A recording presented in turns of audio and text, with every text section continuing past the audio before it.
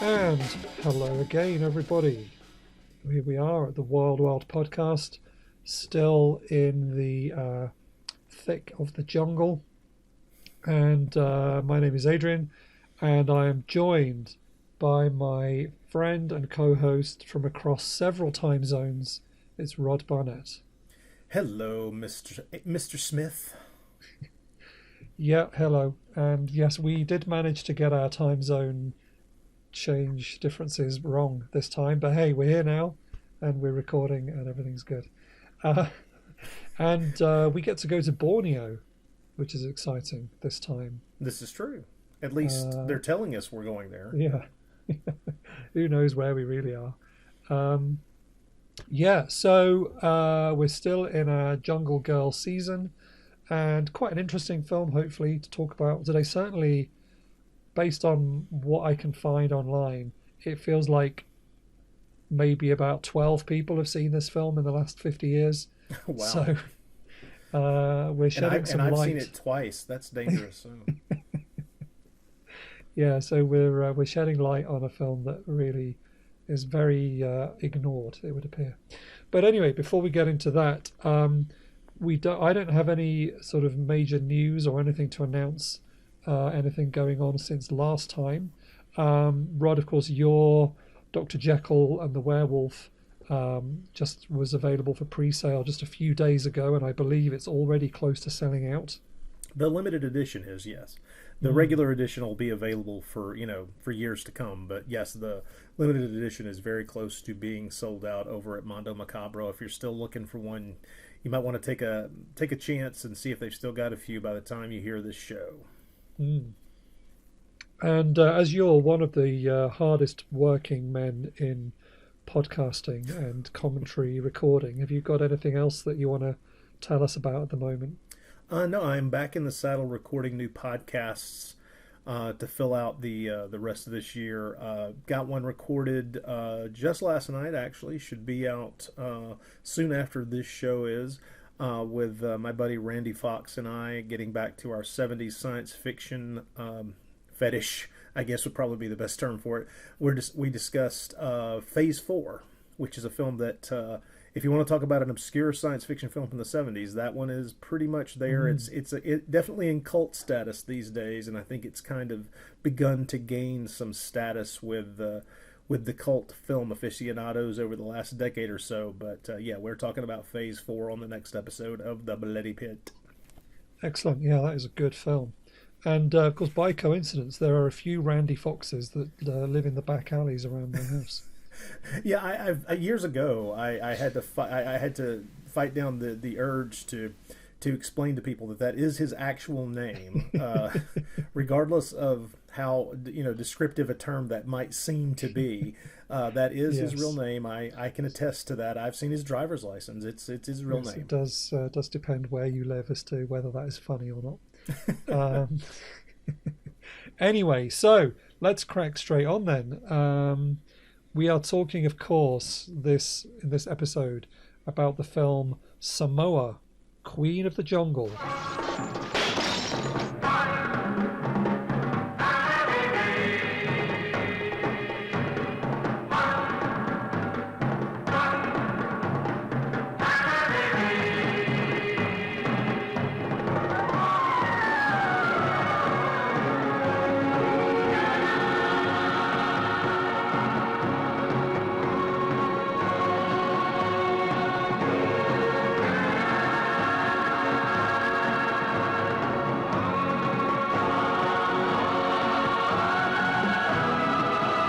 Also known as Samoa, regina, della giungla, which is a pretty direct translation. In French, it's Samoa, fille sauvage, which I think means savage child. Yeah. Or savage daughter, maybe. My French is even worse than my Italian.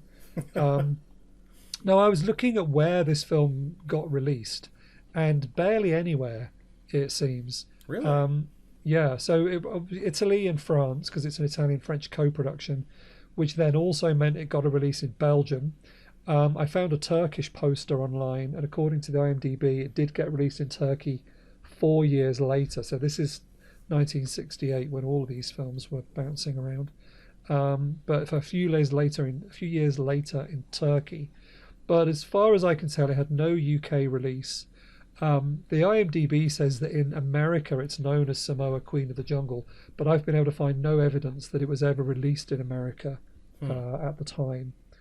And there are DVDs out there in Italian, so it's sort of floating around, and that's how I managed to see it's quite a decent copy actually, and I think it is also on YouTube.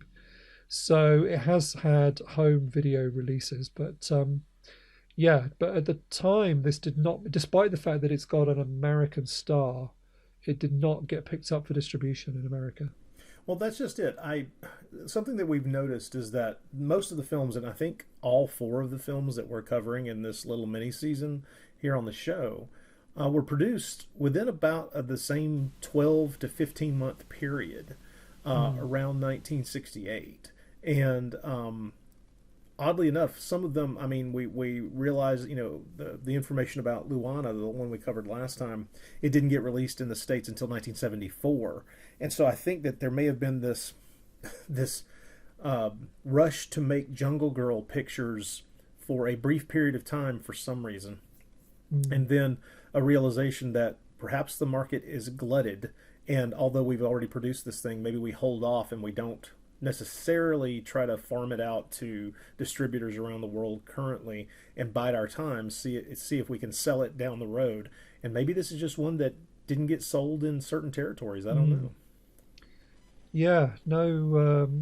No, I can't find a single review of the film, contemporary review in English. I did also, although it's not on the IMDb, but it was reviewed in a Portuguese publication, so it may have been released in Portugal at the time. But yeah, quite limited, which is interesting, like I said, considering the fact that it had an American star, although an American star who was mainly working in Italy for a few years. But also, of course, a very early film in the career of Edwige Fenech, who has come up on the podcast before, of course, when we very much enjoyed her adventures. You may remember the film quite well, and the title of which, what was it called? It's just gone out of my head. Oh, wait a minute. Which Edward Fenech film did we cover? Oh yes, Ubalda. Oh, of course, the sex comedy. Yes, any chance to see her is golden, I will admit. But yeah, yes. That one, like so many Italian comedies, did slip my mind. Yeah, Ubalda, All Naked and Warm. She did a whole bunch of comedies, far more comedies than she did horror films. But of course, to us English-speaking fans, it's primarily the giallo that we think of her. But yeah. So she was in Samoa. This was her second film, according to the IMDb, but it's kind of her first starring role. And it would be a couple of years later that she started to do the films that we actually know her more for, like Top Sensation, and stuff like that. But yeah, so obviously we talked about her before as well, because not only I think that has been the only film, isn't it? That's the only one that we've talked about with her in it so far. The only one we've done. Yeah, no, never mind. I'm getting my female stars confused. Yeah, so we talked about her in the Ubalda episode. But I mean, of her other early films, like she did another one just after this with the same director. So the film is directed by Guido Malatesta. And he obviously really liked Edwige Fenech because he cast her in his next film after this one, Il Figlio di Aquila Nera, which I think is Child of the Black Eagle, which is a sort of historical drama.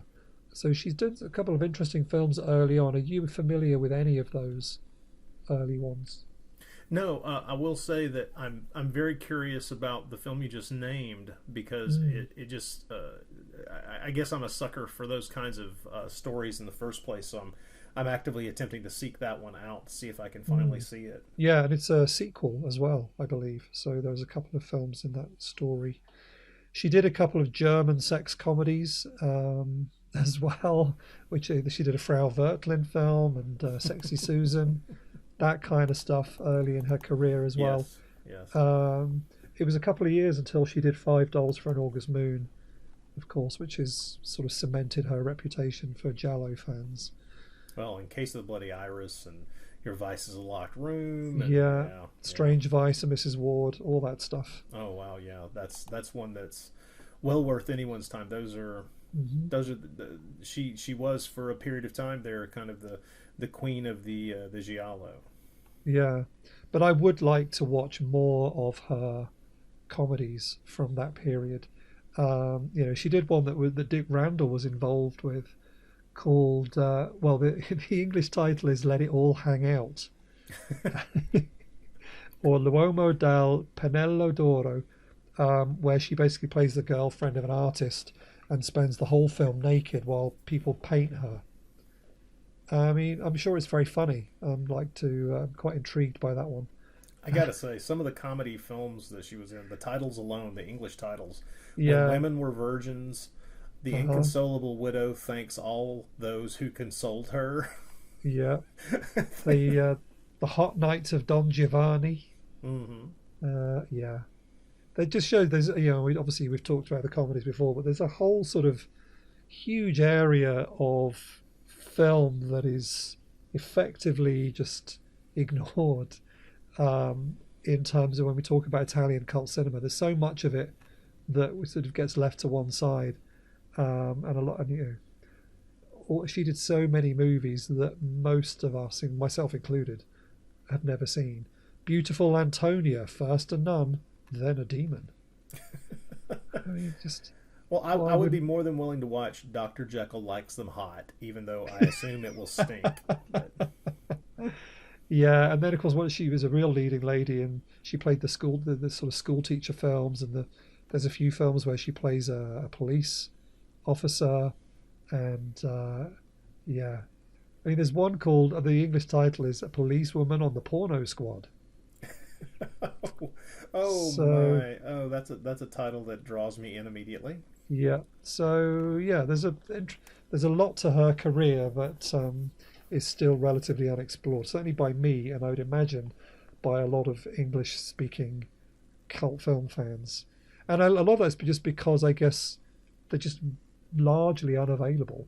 I mean, this film, Samoa, it's not immediately available with English-friendly subtitles. You have to sort of go around the houses a little bit to get an English version. And that's probably the same with many of her other films. But anyway, we like Edwige Fenech. And the fact that she's sort of still working. She's still a producer, isn't she? And yes. Occasionally still pops up on television. She's got a credit just for this year on Italian television. So, yeah, very cool. But before we get to the rest of the cast, let's talk a little bit about Guido Malatesta, because he's quite an interesting director as well. He's got quite a long run of films through the 50s and 60s. And I have to admit, I did not know who this fellow was until just a couple of days ago, looking at his list, looking at his resume. Yeah, I mean, he did our next film, Tarzana, as well. So he obviously enjoyed this particular genre, or at least he just reused the same sets again, which is probably more likely. Probably. But he did a whole bunch of, I hate saying that, a whole bunch. He did several Peplum films. Mm-hmm. He was involved with these either as a writer or as a director. He did some Machiste films, a couple of Colossus films. Did one called Colossus of the Stone Age, which I think I've got a UK press book for somewhere in my collection, but I haven't actually seen it. But yeah, so he's not a director you're particularly familiar with then. Well, that's just it. I have not paid attention to his name before, but it turns out I've seen at least 2 or 3 of his peplums. I think I've seen Colossus and the Headhunters. I know I've seen Machiste versus the Monster, Goliath versus the Giants. It's possible, and I know I've got a copy of Fury of the Barbarians that's in my to-watch stack, but I don't think I've seen it yet. He also did one that sounds right up your street, Samson versus the Pirates. And I think I may have seen that one too. I can't be sure. Yeah. Yeah, he seems like he did really well for about 15 years and then died. So I mean, I think he'd worked his way up in the industry. So by the time he was directing, he was already fairly old, I guess. I guess it's hard to tell. I've not been able to find much information about him, but he was only 51 when he died, so actually he's not that old. But in those days, that was quite old, I suppose, when everyone started smoking when they were 12. Yeah, it looks like he had gotten the majority of his earlier credits in the 1950s are for being a writer of different screenplays. So yeah, he wrote Head of a Tyrant, which is another. It's like an early historical drama rather than a peplum, which I've got a poster for in my collection, but I haven't seen. So so I'm sort of, his name is sort of buried there in the back of my mind, even though this might be the first one of his movies that I actually watched. But yeah, somebody that's worth looking into a bit more. He did a couple of Euro spy films as well. Mm-hmm. Just another director and writer working in whatever Filoni were making the money at the time. Well, as a writer, he had a hand in one of my favorite little unsung films, an early film by Umberto Lenzi from 1963 called The Invincible Masked Rider, which I think is a much better film than people would probably give it credit for. But then again, I don't know that many people who have ever actually seen it. No, probably not. It takes place in 17th century Spain, and it's kind of like a combination of Zorro and Robin Hood. It's really, really fun. The star is Pierre Brice, the guy who was best known at the time for playing Winnetou in those German Western films. Oh, yeah. And he had a hand in writing that for Umberto Lenzi, and I just absolutely love that film, and I wish it's that genre, whatever, ruffled collar or rapier and ruffled collar, whatever you want to call that particular type of film. I just wish there were more of them that were being even just considered for release in the high definition age, because I think there's a lot of joy in those films. There's some just really good movies, and I'm hoping that one day some enterprising young video company will take it upon themselves to put together some kind of series of box sets along the lines of the current gothic trend that we're getting from Severin, and take advantage of how many of those really interesting kind of Three Musketeers style films are out there for people to see. Well, this film, Il Figlio di Aquilinera, the Child of the Black Eagle, that he made after Samoa, one of the writers on that was Umberto Lenzi, so they kind of flipped it around there. Oh, okay, good. I'm very curious to see that one, Yeah, so speaking of writers, let's also talk about the writer of Samoa, because this is a guy who is worth talking about, Gianfranco Clerici. You're sure of that name? Okay. No, it's terrible, isn't it? I sound like the guys in Inglourious Bastards. Margheriti. Yeah, Gianfranco Clerici. This was a writer who needs no introduction, but we'll introduce him anyway. He's written loads of great stuff. Delirium, Phantom of Death, House of Clocks. So like the 80s stuff he was still writing, but you get a bit Cannibal lower. Holocaust. Exactly. New York Ripper, Cannibal Holocaust, House on the Edge of the Park. Wow. Like, this is a guy who... and The Last Match. That just came out on Blu-ray. Oh yeah. My goodness. Murder Rock. I think you're a fan of that one, aren't you? I am a fan of Murder Rock. It's true. Yeah. He wrote loads of great films. This guy just kept churning them out. 5 Women for the Killer, Don't Torture a Duckling, Bloodstained Butterfly. Special Cop in Action. Yeah. But then he wrote a few films for Guido Malatesta, including Samoa, Child of the Black Eagle, Tarzan of the Wild Woman, High Crime. There's another name that he's. That's a great credits. Film. I love that movie. Yeah. So quite interesting guy. Goodness, he wrote The Antichrist, the 1974 film. Which just came out on Blu-ray. Yep. Recently over here, so I just bought that. Yeah. So I'm assuming at some point, although the name was not that familiar to me, he must be on an interview on a Blu-ray somewhere. Is he still with us? Well, according to the IMDb, he's still with us. Wow. I would hope that someone somewhere has interviewed this fellow. My goodness. He's the kind of guy that would have been interviewed by somebody on one of these many releases, so it's worth keeping an eye out for. I'm sure he's got some interesting stories to tell about this different stuff that he wrote. I mean, just the fact that he did three of the most controversial films, I New know. York Ripper, House on the Edge of the Park, and Cannibal Holocaust. That's quite a triple bill to have on your CV. Plus, he did one of the Black Emanuel films, and yeah, loads of stuff. He did Devilfish, but we can't they can't all be hits, guys. Devilfish, come on. Yep. So yeah, so some interesting credits behind the film, I think, and of course the music as well for this movie quite good. I think I'm not I that agree. familiar with the composer, but I remember last time, I think last episodes, we didn't talk about the music at all. That was really good too. But anyway, this one was composed by Angelo Francesco Lavanino, Yeah. another composer with tons and tons of credits, over 200 credits, including things like Queens of Evil and just yeah, lots of stuff. Several Eurospy films, and that's where Yeah, I knew his. That's how I realized that I have quite a bit of his music in my digital music collection because of yeah, the his connection to the Eurospy genre. Some really good yeah, stuff there. Yeah.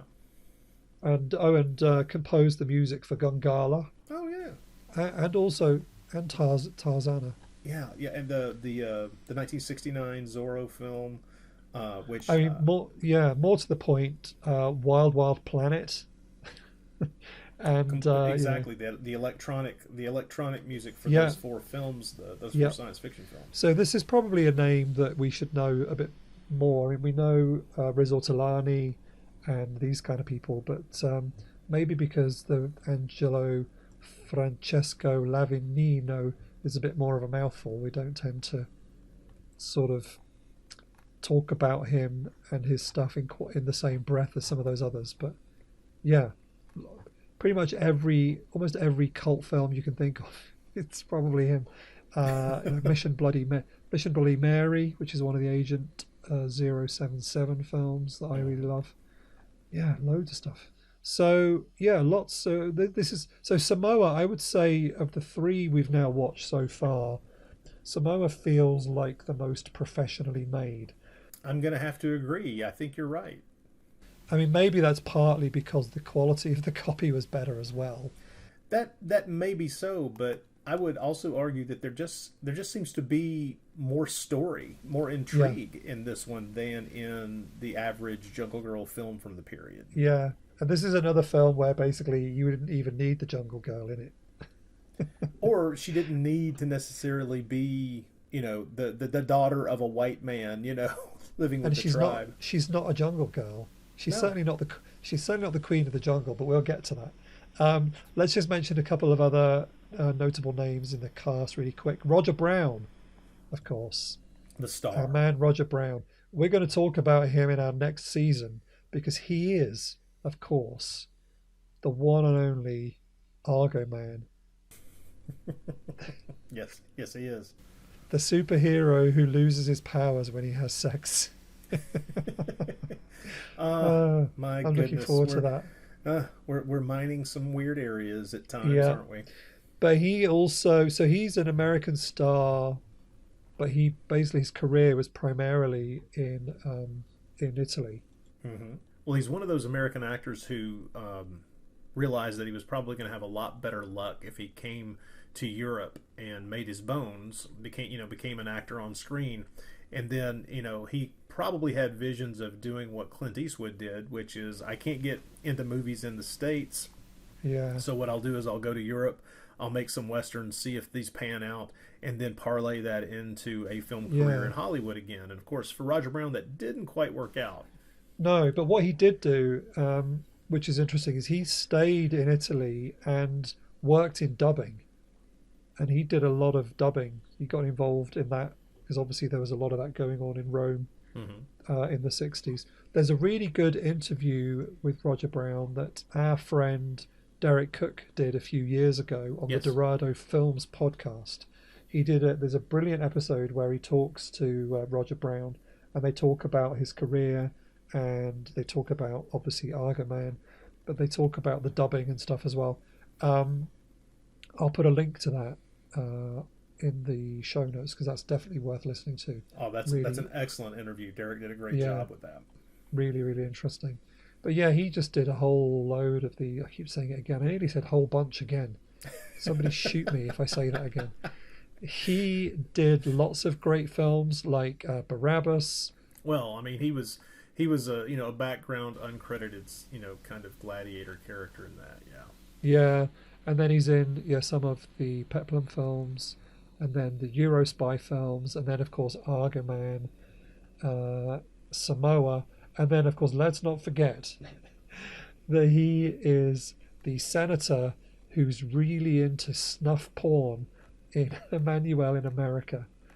Yes, that's true. Which is quite something.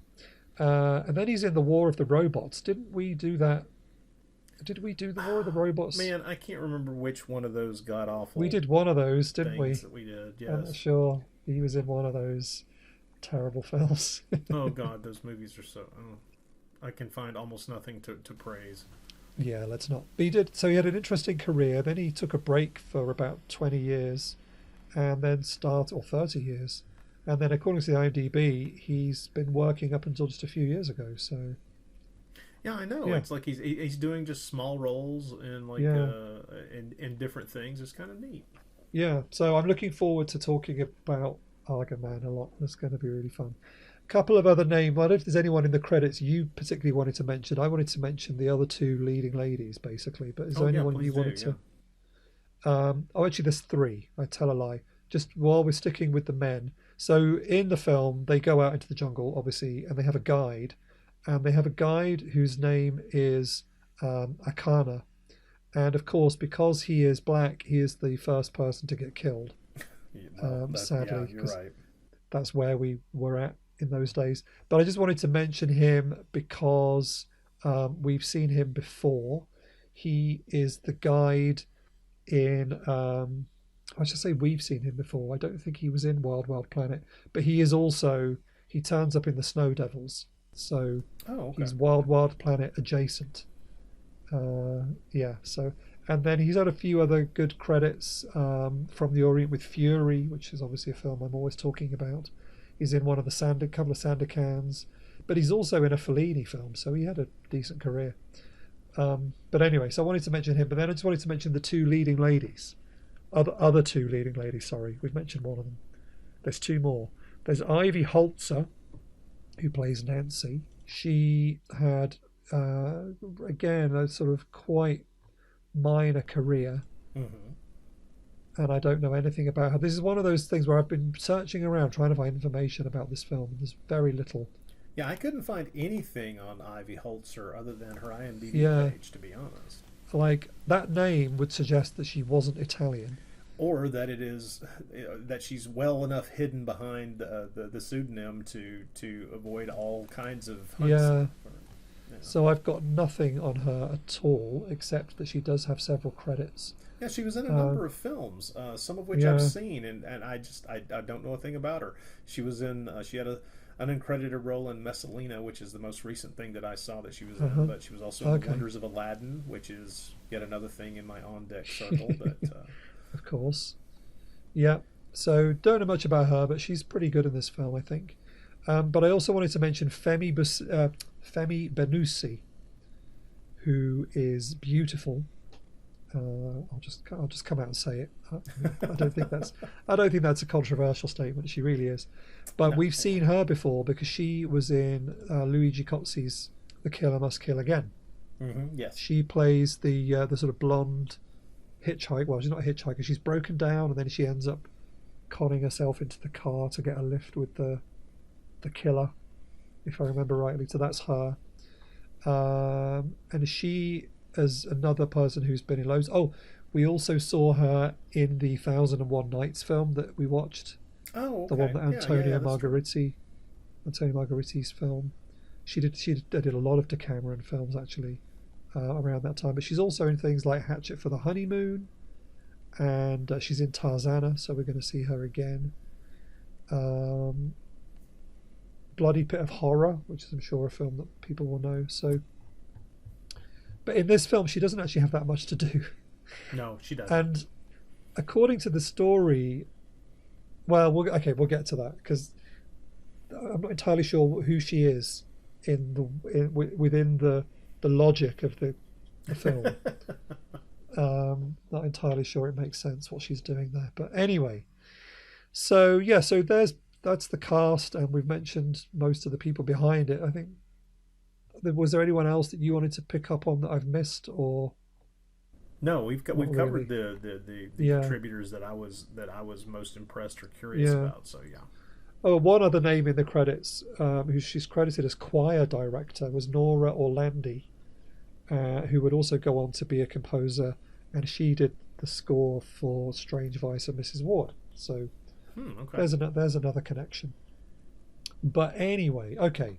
So I was looking because I couldn't find any English language reviews, and there are so few reviews themselves online. The IMDb has 3 reviews by fans, or people who've watched it. The Letterboxd has 9, which is a bit more, but there's very little out there. I managed to find one blog that had talked about the film. So considering this is Edwige Fenech, and you'd think more people would be interested. You would, yeah.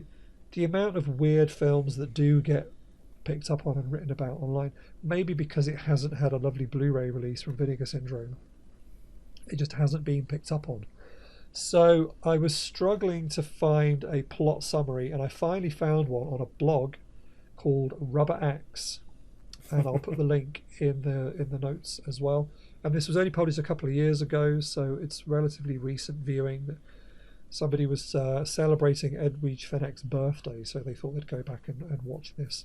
So I'll do my best to go through the plot summary. What's interesting with this one is there are some significant differences, I would say, from the last 2 films. Yes. The last 2 were kind of carbon copies of each other, plot-wise. At least this one is a little bit different. So we begin in the middle of a brawl in a bar. Pre-credit bar fight. Yeah. And that reminded me of one of the Agent 077 films, where there's just a fight going on in a bar for no reason except that he's on holiday and he's just having a good time. And it made me wonder what this was, whether it's some kind of fight club, because do they just go there to have a big fight? Because he's just enjoying himself, punching people in the face, getting punched in the face. This is our man Roger Browne, or Clint Loman, and he's there for a meeting, but for some reason while he's waiting he just gets involved in this massive fight. I think maybe he just gets bored and needs to punch things. Yeah. I'm not sure. And it's supposed to establish him as the hero, I suppose. Or at least, I guess, a man of action. Yeah. So Roger Browne, Clint Loman, he is... I was thinking about this. His name is Clint, and by the end of the film, he really is a bit of a Clint.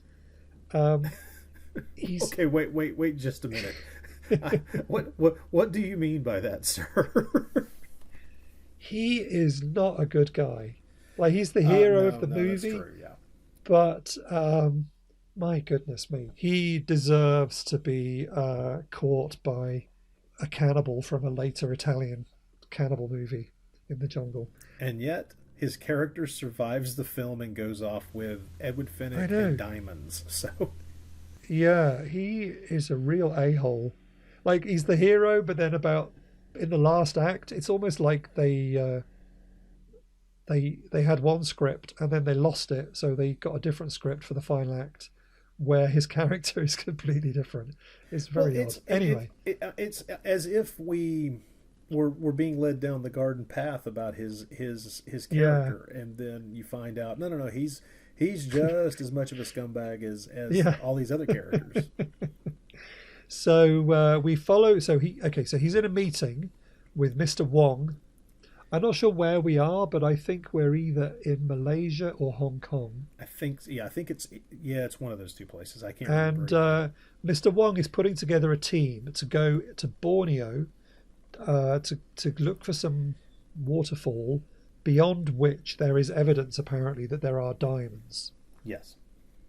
So he's putting a team together. Now I don't know about you, I assumed they would be finding these diamonds in a cave, like in a You mine. you would think, yes. So I assumed that that's what these guys were doing, is putting together a team to go and dig for diamonds. But apparently not. There are easier ways to find diamonds, it turns out. So yes, he's putting this team together, which is all men, and then naturally one beautiful blonde who is coming along, and that's Ivy Holzer's character. She is the secretary of the geologist who is coming on the trip. This segment of the film I generally refer to as untrustworthy team assemble. Yeah. Because these guys are already cutting eyes at each other, and none of these people are actually going to abide by anything that doesn't keep them alive and possibly really, really wealthy. So. There is one particular guy who's very shifty, and there are so many characters. I forget what his name is, which one he was. He might have been Pierre. Was he Moreau? I can't remember anymore. Oh, maybe, yeah. Alan is the one, or Alan. Alan is the nice guy. He's the one that actually turns out to not really be a jerk. Not that it does him any good whatsoever. No. Yeah, so in this film, if you're a nice guy, forget it. They head off to look for diamonds deep in the Borneo jungle. And we get to see quite a lot of stock footage. I mean, this is something that Ed Wood would have been impressed with the use of stock footage in this film. They patch in a lot of stock footage so that you get the impression they really have gone on location. I know there are moments in the film, there are sequences where it really does feel effective. Even when some of it's a little bit ridiculous, like the point at which we stop to watch two snakes fight each other. It's like, what? Oh man, yeah, I wanted to talk about that. So there's a sequence where, and it feels like this footage feels like they must have bought it from a Mondo movie shop. I would bet. It feels like leftover Mondo footage. But there is two snakes fighting, and then the one snake swallows the other snake whole. Mm-hmm. And I was thinking about that, and then I was imagining what if that snake then got swallowed by a bigger snake. And it's like when you know how you get people stuff I don't know, like a pigeon into a duck, and then a duck into a chicken, turducken, chicken into a turkey, various fowl, into other fowl, turkey into a goose. It's like, so how much? I mean, that's a lot of protein, I guess. I don't know. But the one snake swallowing another snake until eventually just the tail of the snake is sticking out of his mouth. It's like, oh, that's really weird to watch. It is. It's unnecessary, it's padding, and it's clear that they spent money on that footage, and we're going to see it. And there's quite a lot of footage of crocodiles or alligators. I'm not sure which. Crocodiles, I guess. Quite a bit. Some of it repeated. Yes, and there are tigers as well, which there's one guy, the bad guy, gets attacked by a tiger at one point, and they sort of cut between real footage of the tiger and then close-ups of him being sort of poked in the face by a tiger puppet, which is quite fun. But I did wonder whether, because there's also footage of a chimp, and the chimp and the tiger. So with the stock footage, it's different film stock. Yeah. So you can tell straight away. I think it's possibly even 16 and blown up to 35 because it's a bit more grainy, or it's sort of second generation footage compared to the footage of the actual film. Whereas some of the footage of the tiger and the chimpanzee is the same film stock as the rest of the film. So I wondered whether they had actually got some, like a local circus or something, to get the animals into the set. So I'm not entirely sure, but there's definitely a lot of stock footage. Later on, we get a lot of stock footage of the headhunters, the headhunter tribe, who are called the kayaks, I think they call them. So all of that stuff is all stock footage as well. It's quite interesting. And even later on in the film, there's a bit where they're all at a party, like a ceremony, and there are these topless tribal girls. Oh, and that's all Mondo footage. And that's all stock footage from the waist up. but then they just cut to shots of them from the waist down to show our actors are sitting on the ground watching these girls. And like the difference in quality of the image is so obvious. It's kind of funny how they cut between these and they expect you to not believe that it isn't really happening. But anyway, yeah, so lots of stock footage. But that's fine. It does the job. So they're basically heading into the jungle. They've got to get to these waterfalls to get beyond the falls to find the diamonds. And they stop and set up camp. And this looks exactly like the same set as where they camp in the previous two films we've watched. Yes, and they didn't even. They barely did anything to make the set look different at all. I expected Gungala to just swing past in the background at one point. Well, this is what kills me is this one set, which is next to quote unquote the river. They visit this same place that's supposed to be different places at least 3 times, and each time it's just like I think their one attempt to give it a different look is they shifted where the camera was placed so that you had a slightly different angle, but it's just like it's the same place, guys. It's the same location or same set, I should say. So they set up camp for the night, and this is after. I think we've had the guy has been attacked by a tiger. We've seen the snake get eaten by another snake. Yeah. And Clint Lohman and what's her name now? I've already forgotten her name. Nancy's the name of the character. Nancy has got eyes for Clint because he's the strong, heroic, square-jawed type. And the scumbag bad guys already attempted to rape her and. Well, this is what happens in the tent that night. So we see the silhouette. She's getting undressed in the tent, and he's standing outside with his tongue hanging out, looking at her silhouette. Yes. And so then he just goes in and attacks her, and she struggles and screams for help. So Clint Lohman comes running along, and he beats this guy up. But then eventually, and then he just says, "Okay, everything's fine now." Like.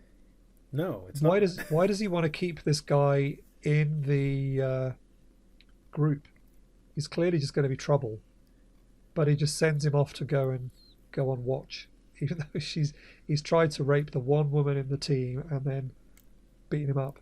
So that's all a bit odd because then finally Clint comes back into the tent to check she's okay, and his checking that she's okay basically means they start snogging. So, which you would expect. I mean, he has to brush a spider off of her lap, but other than that. Oh yes, that's true. Yes, as if he wasn't already a hero enough, he has to kill a big spider on her leg. I've kept the rapist at bay, and I've saved you from a supposedly deadly jungle spider. So perhaps it would be a good idea for the two of us to have intercourse. Yeah. Now, of course, this is all very well, but this is only because he hasn't met Samoa yet. Ah, yes. Samoa shows up 33 minutes into the film. I clocked it, yeah. So the next day, they head up the river, and I think they start getting attacked. Yeah. So they're trying to avoid the kayak tribe who live around here. They've got to get past them to get to the waterfall. And so they get to the waterfall, and then this is when they come under attack, and this is basically where the film turns into a western. This is kind of a fun action sequence, and I gotta be honest, there were clearly dozens of these headhunters. It's just wave after wave of them, or just the same 5 guys. Well, see, I don't know. I mean, that's a strong possibility. Don't get me wrong. Getting up and running back again. But it's effectively filmed and edited enough so that it really does. It's really an exciting sequence. I have to give it credit. Yeah, because we've got our adventurers behind rocks firing their rifles, whilst being shot at with spears and blow darts. And the guide Akana, he bites the dust, sadly. But I felt this sequence was could have been taken out of any western. It was exactly like it was.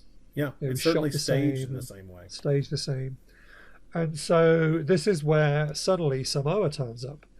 But unlike our previous 2 films, she just immediately starts speaking Italian. She speaks to them, and I love that. Clint is his first reaction is, "How do you speak our language?" And she's like, "Well, let's worry about that later when we're not about to die." So she leads Yeah, them into the caves there to escape the yeah. headhunters.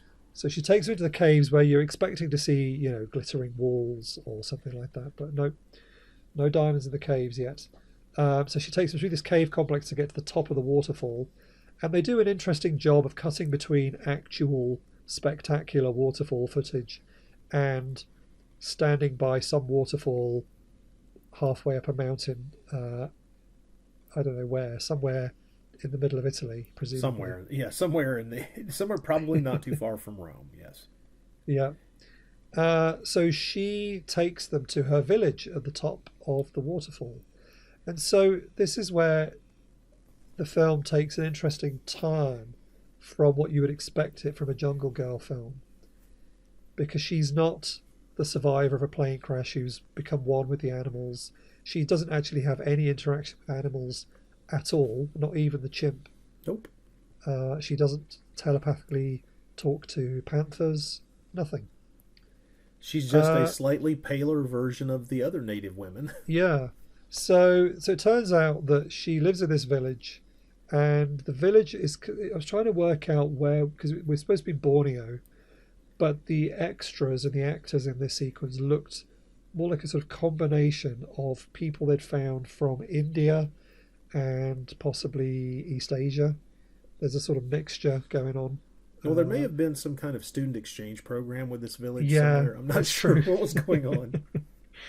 But so she introduces them to the chief, and they take them to a hut and basically make them very welcome. So it turns out that Samoa, her father, years ago, came looking for something. We don't know what it is yet, but he came there and he fell in love with the place because it's like, Well, it is a bit of a paradise. paradise. I mean, Yeah. And he fell in love with a local girl. He stayed, had a daughter. That's Samoa. Well, what then happened to him, we don't really know. He's not there anymore. But there is an interesting, there's a skull on a spike just over there. Is that? No, I don't know. No, I don't know. We don't know what happened to her. we dad. don't know what happened to her father. But she is there, and I suppose it sort of makes sense because, particularly with the sort of makeup and everything that she has, you could sort of buy the fact that Samoa is the daughter of a white man and a local woman. Yeah, I Perhaps. mean, it's. I'm willing to give It's the film that. It's not. A yeah, problem. but she has a friend called Yasmin, played by Femi Benusi, who just looks Italian. Uh, and there's no. It's like, well, hang on, are you her sister? Who was your dad?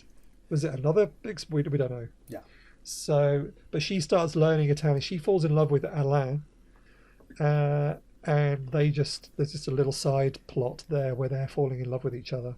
So he decides he's going to stay, and then presumably father the next Samoa, I guess. I assume. But so they get in with the local tribe, but Yasmin makes a fatal error, and she takes Alan on a little tour.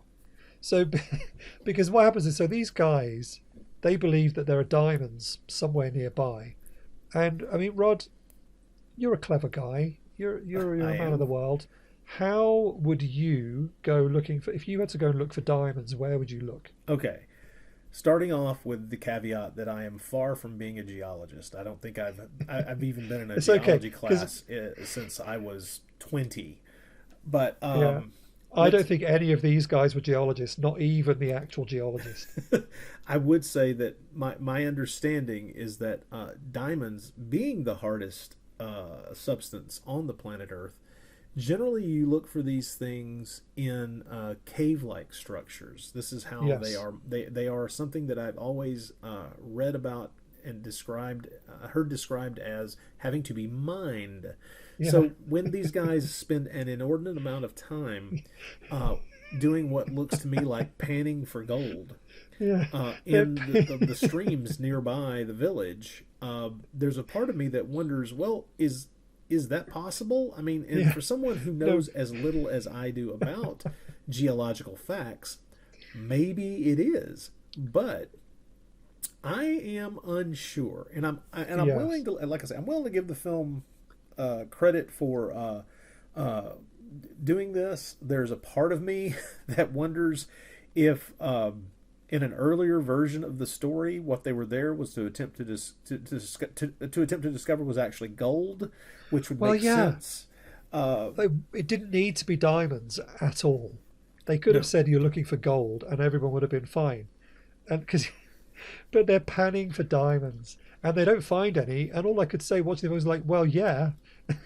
well, it's What like do you I mean, like I expect? say, it's possible. We could, someone out there under the sound of our voices, if it is plausible or likely or just Yeah, regular operating procedure to hunt to for diamonds in a downstream river. from where they might be in a mountainside.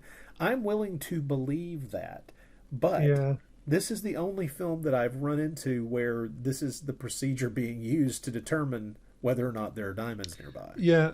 I mean, I suppose if you're being generous, you could say that they were looking for the diamond seam. So if they had any bits of diamond show up in a river, they could follow that to wherever it was coming out of the ground. And I don't know, I but mean, it and seems, that's the logic behind panning for yeah, it gold. seems pretty unlikely. But the So thing they're is, all, gold is an incredibly soft metal. yeah, Whereas, once again, I'd like to stress diamonds are not soft. yeah, they don't float along the river and then just settle in the riverbed. So yeah, so they are all very unsuccessfully panning for diamonds, and they've been there a few days. They're getting a bit cheesed off because they're not finding any. There's already been at least one point along the way where the bad guy has talked some of the other guys into just leaving and giving up. But now, And the but geologist fooled them by showing them yeah, something that he claimed was a diamond he the found diamond is a piece of nearby. glass. Yeah. But anyway, so they can't find any. But then Yasmin, because she's so in love with Alan, she takes him for a little tour of local Sacred sites. spot. Yeah, which includes a cave where they just have basically a bucket full of diamonds. Yeah, And the cave of the stones of life. because these have been washed up by the river, they represent life, and it's part of their religion. So Alan just mentions this to Clint, He doesn't and mention it. He blurts it out excitedly. yeah, they all go and have a look.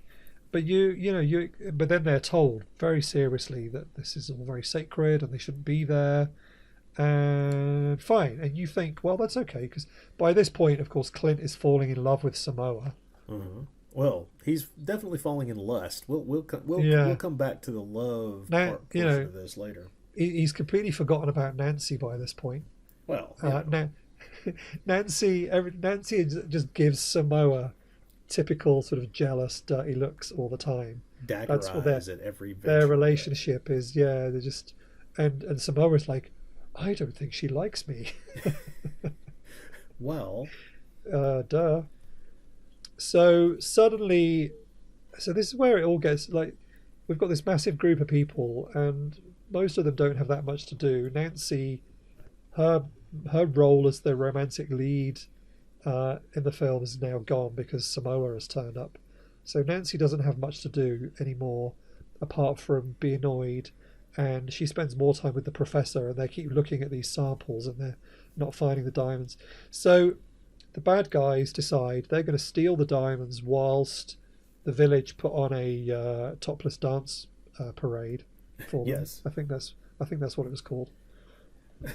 Who So knows? I did while notice they're that the all of the nudity in the film is from stock footage and would yeah therefore be easily editable out of the film for television viewing. So yeah so they are all at a party. They're going to be at this party, so the bad guys are going to steal the diamonds and then make a run for it. So they're putting this plan together, and then Clint walks in all heroic, and you think he's going to say, no, we can't do this, they're sacred to these people and we should respect these people's beliefs and traditions. And they tell him what they're going to do, and he's like, yeah, I was going to do the same thing. yep, that's my entire plan. Oh no. Why do So you think I've been having sex with Samoa? I want her on our side. We've got to have her lead us out of this place. I forgot to mention, yes. So there's an interesting moment a bit earlier here where, yeah, he seals the deal with Samoa, and there's some very sort of symbolic filmmaking going on. where she's holding a flower in her Yes. hand, and then they close up on it as she drops it on the floor. And Yes. then there's this footage of the two of them, and there's some slight nudity from Edwige Fenech, but they've superimposed flowers over the top to sort of cover it all up. So obviously, it's a very heavy-handed symbolism about her being deflowered by Clint. I'm so glad you brought this up, because I have to admit, it's pretty funny. It's funny. It's honestly, I kind of want to give the film credit for a little bit of wit there. Because they didn't have to do that. There's no requirement that they be, quote unquote artistic in their display of this particular part of the film to get across the idea that, yes, as you said, Clint has sealed the deal. But I love that they did go out of their way to do this, and that is one of the many reasons that I like this film and feel it is a little bit of a cut above the standard Jungle Girl movies that were being produced at the time. There is some effort being put forth here. It could only be even more on the nose if he'd started popping back a few cherries during this. Oh, Adrian, that is not the phrase I expected you to say. Oh my goodness. Okay, yes. Well. He just walks out of the tent afterwards with a bowl of cherries, like, hey, what's up? Just chewing on them and spitting out the stones. Yeah. So we think that this is all very beautiful because Alain has already decided he's going to stay behind. He doesn't want to be involved. He wants to stay with Yasmin. And we sort of assume that Samoa and Clint are an item now. But then it turns out, Clint just says to these guys, yeah, why do you think I've been getting Samoa on our side? It's so that we can steal all the diamonds. So during the party, Alain is sitting there with Yasmin, not at all suspicious as to why all of his friends have disappeared. But yes. They are all stealing the diamonds in the cave. But then, of course, they get caught. And they run away and they get chased by the tribe across the field. And then there's a sort of standoff where they're all pointing guns at each other. And Alan is on, or Elaine, Alan, depending on which version you're watching. Yeah. He's with his girlfriend there on the side of the natives. And Clint and the other guys make him realize that if you stay here, they're going to blame you because you're part of this group, and they're probably going to kill you. So you really kind of need to come with us, and none of this works out well. But of course Samoa is saying you've got to give the diamonds back, and he's saying, well, I'm not going to give the diamonds back. And then the bad guy, who I wish I could remember his name, I just keep calling him the bad guy. It's Moreau, isn't it? Which was in Moreau, sorry, yeah. He shoots one of the tribe's people. And then Samoa is like, well, I'm definitely not coming with you now, you asshole. So he points a gun at her and says, yes, you are. I mean, what kind of a basis of a relationship is this? It's not a good one. It's not going to work out well. Yeah. He's used her. He's stolen stuff from her that was sacred to her tribe. Now he's forcing her by gunpoint to come with him. So she's like, oh, okay. So off they go. But then they get pursued by the stock footage headhunters again. Yes. As they're going down the river. Which leads to some quite exciting scenes and another shootout. The professor, the geologist, Dr. Schwartz, and his beautiful assistant Nancy. So Dr. Schwartz gets hit by... I thought his last name was Dawson. Which maybe we watched different translations. Dawson. Sorry, not Schwartz. Dawson. You're right, Professor Dawson. He gets hit by a spear. I think he's injured, or is he shot? I can't. Moreau shoots. I can't remember. But yeah. This is where it all gets a bit confusing. It all happens quite quickly. Moreau steals the diamonds and runs off, and I think he shoots Dawson. Clint and Samoa go after Moreau. This is after they've shot loads of the headhunters, who then all run away again. And because Nancy is so afraid, she just basically steals the boat and runs off with Professor Dawson, and they leave. And that's the end of Nancy. Whatever romance she had with Clint is long gone. Well, I mean, you would think so, obviously, yes, but yeah. So they're gone, and that's the last that we see of them, actually. And so Moreau is running off with the diamonds, and they're having a shootout with Clint.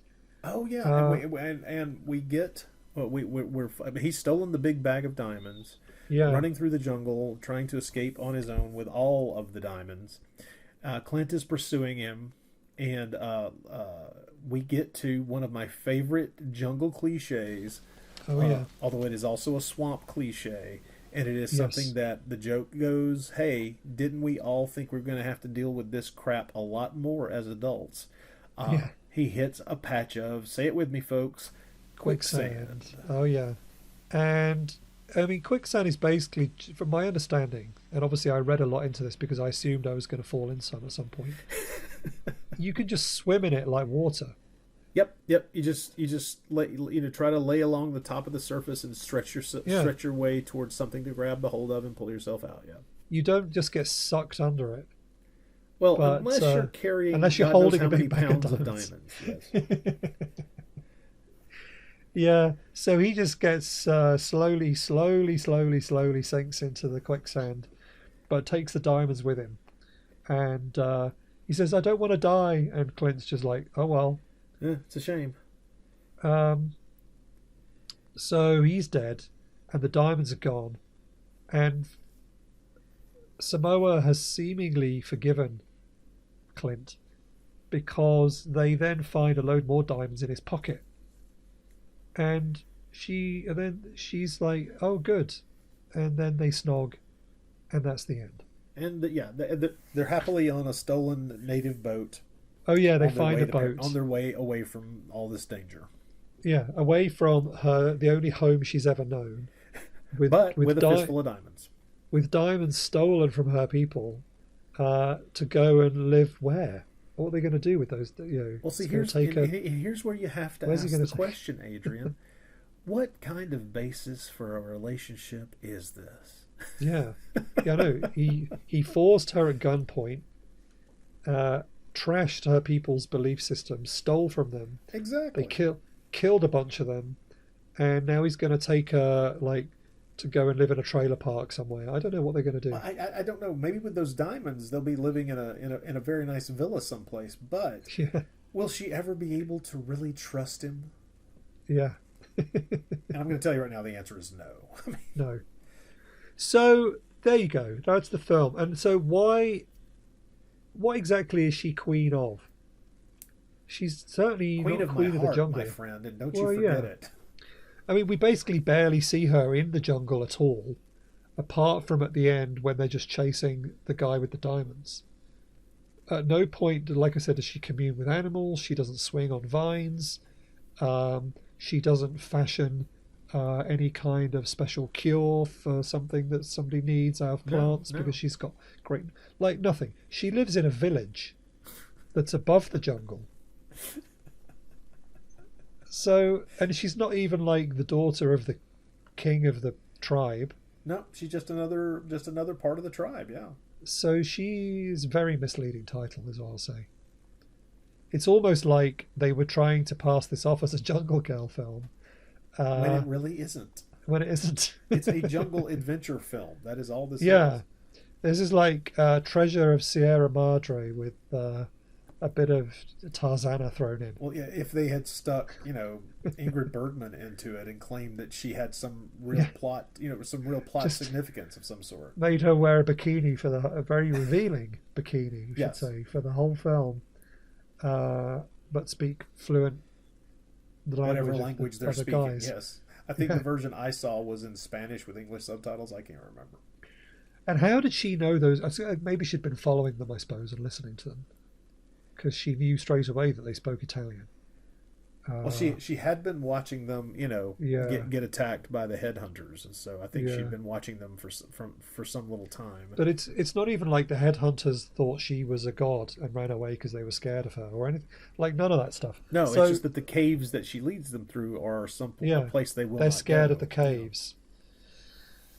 Anyway, I mean, I'm not complaining. It's a fun film, I don't but know. it's It not. sounds like we're complaining. It's not really a Jungle Girl film. and the hero is a scumbag. Yep, he is. Uh, but hey, Clint Lowman yes, that last name tells you a little bit, I think. yeah, that's true. Yes, he really is. And also, why is she called Samoa? I mean, they're in Borneo. They're nowhere. She's Well, I not, mean, that is the name given to her by her parents. So, I mean, that's you'd true. have to ask them, and they're both dead. Her, yeah, or are they? We just don't know. Uh, and her dad came looking for diamonds and then stayed. And For who one knows? reason or another, maybe he was forced to stay. Yeah, or maybe they ate him. We'll just never know. Uh, yeah, it's an interesting film, but yeah, it's not what I was expecting. I was expecting to see her swinging through the trees, and also unlike the other two, where sort of finding the jungle girl was part of the plot. This one is she's very incidental. She's barely necessary to the plot at all. And yet, at the same time, and maybe it's just because there's such a sameness about the previous two and about Jungle Girl films in general. This one being as different as it is kind of makes me happy. I'm kind of glad Yeah, that it's so different and that it yeah, has despicable characters that I can really sink my teeth into disliking. yeah. No, that's true. Yeah, I mean it's certainly fun. Yes, yes. Um, but yeah, it's just sort of interesting in its being so different, but this is trying to pass itself off as something it basically isn't. It's kind of like yeah, it's a jungle adventure film with a little bit of Euro spy thrown in. I felt, particularly at the beginning, in the bar and everything. Well, one last thing I want to talk about, and that involves Roger Browne and his fist fighting technique. Oh yes, And since we're going to talk about Argo Man eventually down the road, I wanted to go ahead and get this out in the open. Roger Browne's fighting technique in film is absolutely hysterical to me because I've described it this way: punch, pause, and it's in every film I've ever seen him in, where okay, it's the most unnatural form of throwing a punch I have ever seen in my life, where there is no follow through. It's not as if he's actually punching something in reality. It's as if he's punching and then expecting everybody else to freeze. Stop, punch, pause. And as the movie opened and I saw that, I just immediately rolled my eyes and went, oh yeah, I forgot about that, about Roger Browne. This is so weird. oh yeah, it is funny. It's like, if you were really in a fight, that pause is going to get you slapped in the back of the head with a chair. So Yeah, but it's like he's pausing for the edit. yeah, I know. It's really quite strange. Yeah, yeah, yes. I'm looking forward to Argoman. One last bit of trivia that I've just found whilst we were talking. The stock footage actually comes from an Italian documentary from 1955 Ooh. called Continente Perduto, or Lost Continent, which is actually shot in Borneo. So there is actually some accuracy in terms of at least they picked a film that was from Borneo. So all of that stock footage is from that film, apparently. So there you go. Well, yet another point in the film's favor. Yeah.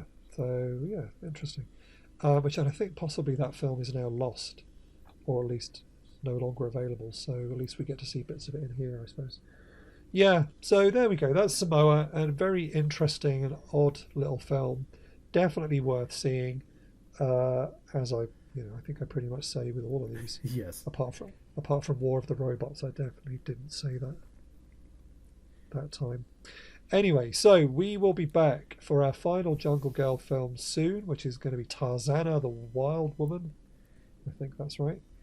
Um, the thank you to those of you who've been getting in touch with us and talking to us on Instagram and Twitter and also on Facebook.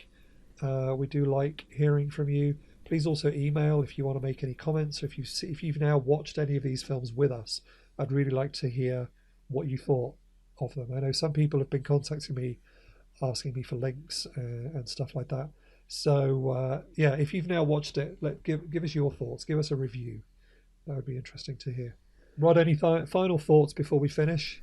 Um, I am really enjoying going through these Jungle Girl movies, as marginal as they are, and as Um, let's put it this way. I think to a large degree we truck in this show in bringing to light or talking about less well thought of or less traveled roads of the Italian exploitation films, and these types of things. I think they do deserve more attention, but I think shining a spotlight on such a very small genre as the Jungle Girl thing does bring to light that you're really kind of panning for diamonds. Get it? Panning for diamonds. In a field, full of dirt, grass, and the occasional jungle spider. It's fun. These are I would be curious to see if anyone is kind of following us down this path, because it is an odd path to take. I don't know that the bookshelves are not littered with books on this particular subgenre at all. And so there's a certain curiosity on my part to kind of generate some interest in this, even if the films are not well thought of, and I completely understand why. They are of interest. There are things in them worth talking about and worth being entertained by, and I do hope to hear from some people about these films if they've ever viewed any of them, just out of curiosity to see where other people's points of view kind of poke through the soil and spring into the light, because it's strange. Yes. It's a strange subgenre. Yeah, it's been fun. Thank you. Well, we'll leave it there. Thanks everybody for listening. Please do get in touch. Like I said, Twitter, Instagram, email, all the links are in the show notes. Or just search for us, Wild Wild Podcast. You'll find us. I think that's probably all I've got to say. This journey through the jungle has left me quite exhausted. So we'll leave it there. Looking forward to coming back for more with another Guido Malatesta masterpiece of Tarzana. Thank you everybody for listening. We will be back soon. Bye for now. Bye everyone.